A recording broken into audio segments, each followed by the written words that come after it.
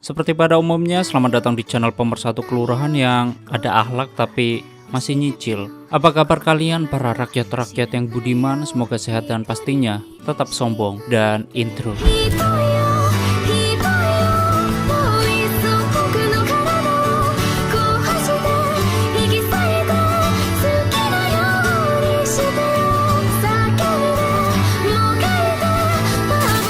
Selamat datang di channel Zura14 dan selamat menonton. Prolog bentar, bahwa di suatu malam yang kelam dan banyak Jonas tentunya, ada seonggok mbah dukun berjalan menuju ke tepi pantai laut selatan. Dukun itu sedang melakukan ritual sesat ke seekor jenglot. Di sini dia membaca mantra-mantra untuk mencari korban, dan dia mengabadikan kehidupan jenglot itu. Lalu jenglot itu pun hidup dan berjalan menuju pantai. Yang kemudian jenglot itu menghilang. Iya, seperti kamu. Menghilang ketika lagi sayang-sayangnya. Keesokan harinya ada seorang nelayan yang sedang mencari ikan bersama anaknya yang cantik dan rupawan. Di sini anak itu sedang dimarahi bapaknya karena keseringan open BO. Saat gadis itu mau bantu bapaknya, tiba-tiba dia melihat ikan yang aneh. Lalu bapaknya memeriksanya dan begitulah. Story diawali ketika di pagi hari. Ada seorang pria tampan yang bernama Randy, dan Randy menerima telepon dari temannya yang bernama Denisa. Di sini Denisa mengajak liburan ke suatu tempat. Denisa berencana mengajak teman-temannya yaitu Timmy dan George. George itu adalah pacarnya Denisa, dan Denisa sengaja mengajak Timmy untuk dijodohkan kepada Randy. Timmy sendiri adalah sahabat Denisa yang cantik dan rupawan, dan Timmy sahabat Denisa yang berasal dari Australia. Sekarang lo mandi, jangan tidur lagi dan cepet jemput kita, oke?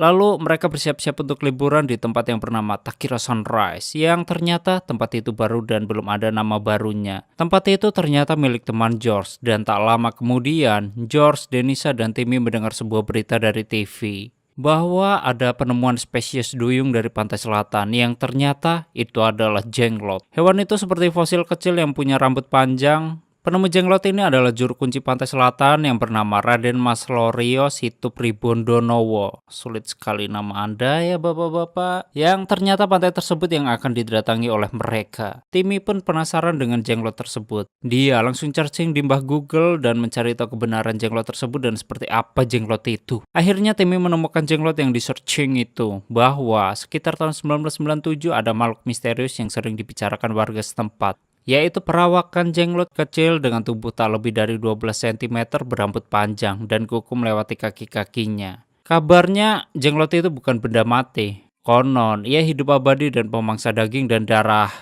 perawan. Namun tak ada yang pernah tahu kapan ia bergerak dan bergeser.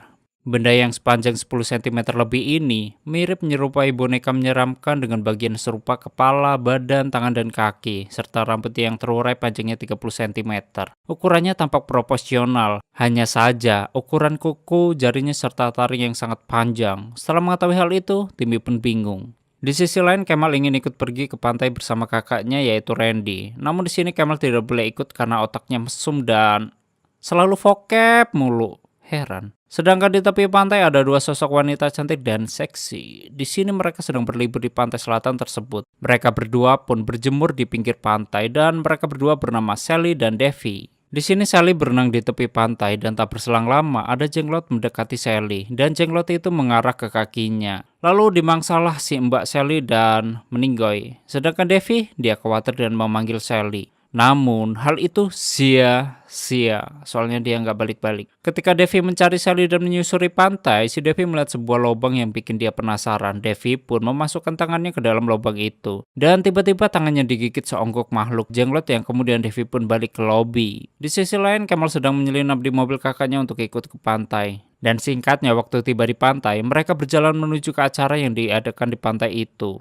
Lalu si Kemal melihat pemandangan-pemandangan para wanita-wanita seksi. Kemal pun bertemu dengan seonggok wanita yang bernama Nining. Lalu Kemal menghampiri Nining dan bertanya sekaligus meminta tolong untuk mengantar ke pesta maksiat.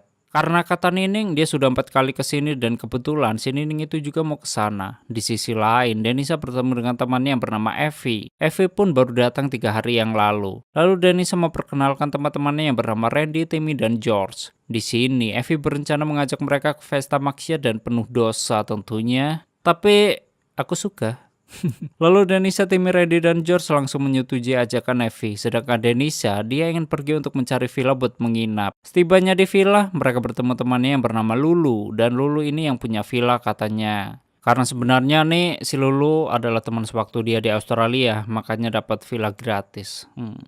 Enak sekali. Timmy bertanya dengan Lulu, di mana tempat untuk menyimpan daging barbecue, lalu tempatnya ditunjukkan oleh Lulu. Kemudian ada salah satu wanita yang sedang berenang di pantai dan dia sendirian. Tak berselang lama dia digerogoti oleh Jenglot dan dimakan di situ. Bahkan tidak ada orang yang tahu, karena itu rahasia Jenglot.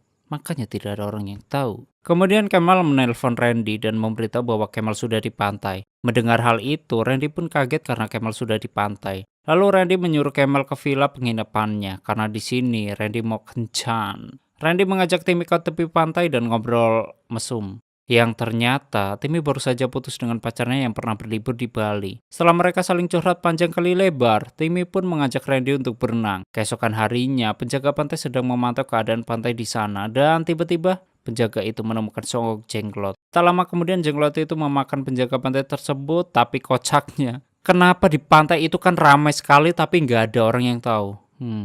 Bagaimana menurut kalian? Ya, namanya juga film Indonesia. Sedangkan Randy dia sedang ngobrol dengan Lulu. Si Kemal pun datang bersama Mbak Nining. Dan Kemal sudah disiapkan tempat tidur untuk istirahat. Waktu di malam hari, mereka semua bersiap-siap ke party beach untuk bersantai di tepi pantai. Ketika sedang ngobrol, di sini Evie menceritakan bahwa beberapa hari yang lalu warga setempat menemukan hewan aneh yang berbentuk kecil. Dan dia memiliki ekor yang panjang. Timmy pun langsung paham akan cerita itu. Timmy menyebut makhluk itu adalah Jenglot yang dikabarkan di berita kemarin. Lalu Randy menjelaskan soal Jenglot itu, bahwa dia berbentuk kecil, berkuku tajam, dan bertaring panjang, bahkan ia bisa hidup abadi selamanya. Dan dari sepengetahuan Denisa, Jenglot itu makhluk yang bisa dipelihara. Lalu Kemal mengajak Nining pergi karena merasa Nining takut soal cerita itu. Sedangkan Timmy, dia sedang jalan-jalan dan tiba-tiba Timmy bertemu Mbah Dukun. Dukun itu berbicara dengan Timmy untuk melupakan masa lalunya dan memberitahu bahwa ini tempat yang cocok untuk Timmy. Namun Timmy hanya mengangguk saja dan kembali lagi ke teman-temannya. Akan tetapi, dukun itu tak terlihat oleh teman-teman Timmy. Namun waktu di tengah perjalanan, ternyata si Nining lupa jalan arah pulang dan tersesat. Namun tetap gak bisa balik lagi. Lalu Kemal dan Nining istirahat di suatu tempat yang tak lain. Itu adalah tempat Mbah Dukun. Kemal pun bertemu Mbah Dukun itu dan Jenglotnya. Di sini Mbah Dukun itu berkata, "Jangan sembarangan di tempat orang.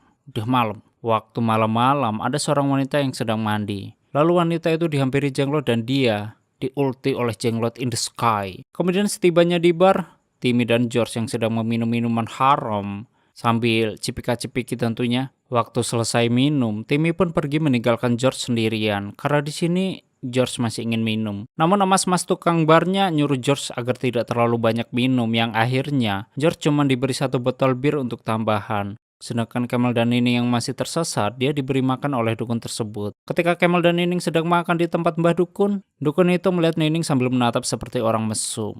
Kemal yang sedang mendengar perkataan dari Nining, di sini Kemal mencoba menenangkan Nining untuk tetap tersenyum. Akan tetapi, Nining masih saja tetap takut karena mesum. Namun dukun itu tersenyum sambil berkata, "Waktu yang pas buat pesta." Di sisi lain, si Lulu yang ingin mandi malam, tiba-tiba dia mendengar suara pintu terbuka. Lalu, Lulu merasa takut dan khawatir apakah ada yang mengintipnya ketika mandi. Yang ternyata, itu adalah Jenglot yang menyelinap masuk lewat pintu kamar mandinya. Lalu Jenglot itu berjalan masuk ke dalam bak mandi Lulu, yang pada akhirnya, Lulu dibinasakan oleh Jenglot tersebut. Di sisi lain, Randy berencana akan pulang ke Jakarta besok. Lalu Denisa menyuruh Randy balik ke villa untuk mengajak Timmy. Sedangkan George yang bertemu Timmy, dia langsung memeluk Timmy dan mengajaknya melakukan. Namun di sini Timmy menolak George dengan rayuan George yang super kan Timmy bisa luluh dengan George. Namun sialnya, sebelum melakukan hal itu, tiba-tiba mereka dipergoki oleh Denisa sebelum sempat Timmy. Lalu Denisa meminta maaf kepada Timmy yang kemudian meninggalkan George dan Timmy. George mencoba mengejar Denisa menuju gubuk dekat pantai. Mereka berdua pun melakukan perdebatan. Denisa menjelaskan niatnya berlibur untuk have fun, bukannya menjadi begini. Lalu George meminta maaf ke Denisa soal kejadian tadi. Lo maafin gue. Dan mereka pun melakukan, nggak tahu ngelakuin apalah. Sungguh laki-laki berakhlak iblis. Di sisi lain Randy menghampiri Timmy dan berkata, Sex on the beach. Timmy yang masih merenungi kejadian tadi, dia hanya membalas perkataan Randy dengan senyuman sange. Lalu mereka mengobrol mesum yang akhirnya Timmy luluh dengan kata-kata bijak Randy. Lalu mereka mesum dan dosalah.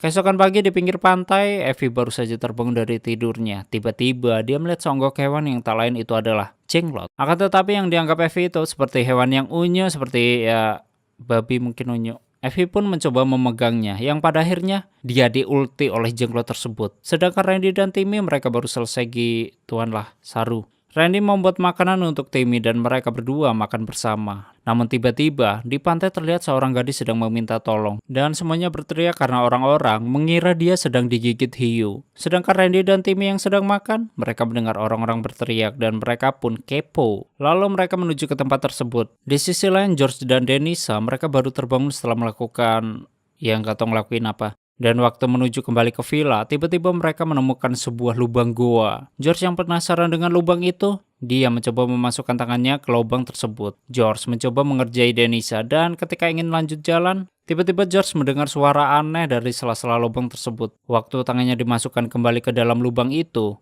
tiba-tiba George ditarik dan dimakan oleh jenglot hingga sisa tulangnya saja. Melihat hal itu, Denisa berteriak ketakutan yang kemudian George diulti dan balik ke lobi. Sedangkan Randy dan Timmy, mereka mencari George dan Denisa. Randy mencoba bertanya ke salah satu warga, dan kata warga, ternyata ada seonggok jenglot yang telah memakan banyak korban. Sedangkan Kemal yang berjalan pulang menuju villa, dia mencoba merayu Nining, dan Nining pun luluh di hadapannya.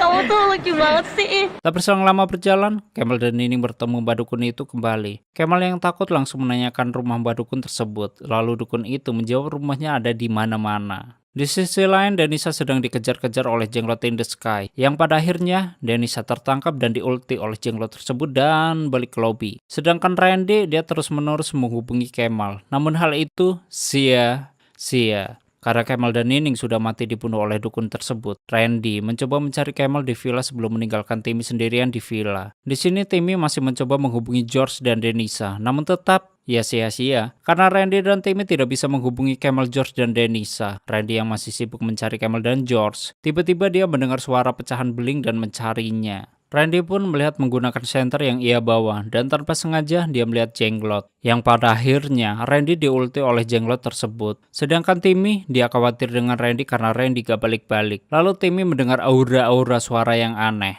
Timmy yang terus mencari Randy, dia memanggil-manggil namanya. Dan tiba-tiba Timmy mendengar ada orang lari. Dan Timmy mengira itu Randy. Timmy terus mencari Randy sambil ketakutan dan tanpa sengaja Timmy bertemu dengan jenglot itu.